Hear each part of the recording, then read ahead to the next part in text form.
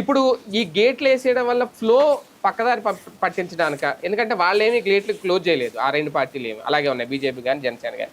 TDP ఒకటే ఈ నిర్ణయం తీసుకోవడం, వేరే కోణం ఏం లేదా? మీరు ఇక్కడ గేట్లు క్లోజ్ ఏం చేయలేదు, మాతో చెప్పి చేసుకోండి అంటున్నారు అంతే.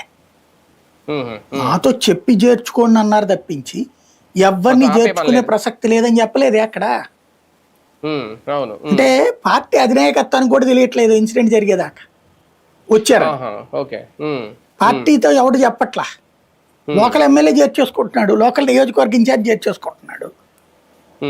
దాంతో సమస్య ఎక్కడ వస్తుంది? ప్రాబ్లం వచ్చినప్పుడు అడుగుతున్నారు అధినాయకత్వాన్ని. అందుకని బాబు కొద్దిగా మీరు దయచేసి అదేదో మాకు చెప్పండి నాయన, మీరు చేర్చుకునేటప్పుడు మేము అంటే చేర్చుకుందరు కానీ అంటున్నారు. ఆ విధంగా కొంత కంట్రోల్ చేసే ప్రయత్నం. మిగతా వాళ్ళు కూడా ఏమి ఎగబడేం చేర్చుకోవట్లేదు, వీళ్ళు కూడా ఎగబడేం పోవట్లేదు అక్కడికి. ఎవడైనా రావాలనుకుంటే మేజర్ తెలుగుదేశంలోకి రావాలనుకుంటారు. కానీ ఇండైరెక్ట్ గాను డైరెక్ట్ గాను ఒక మెసేజ్ అయితే ఇచ్చేసారు సార్, వలస పక్షులకి ప్రాధాన్యత ఉండదు మా దగ్గర అనేది స్వయంగా చంద్రబాబు నాయుడు గారు ఇచ్చేశారు.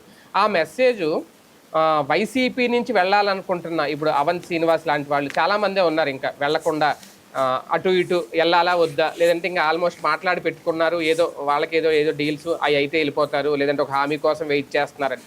అలాంటి వాళ్ళకి కూడా ఇప్పుడు బ్రేకులు పడ్డట్ట.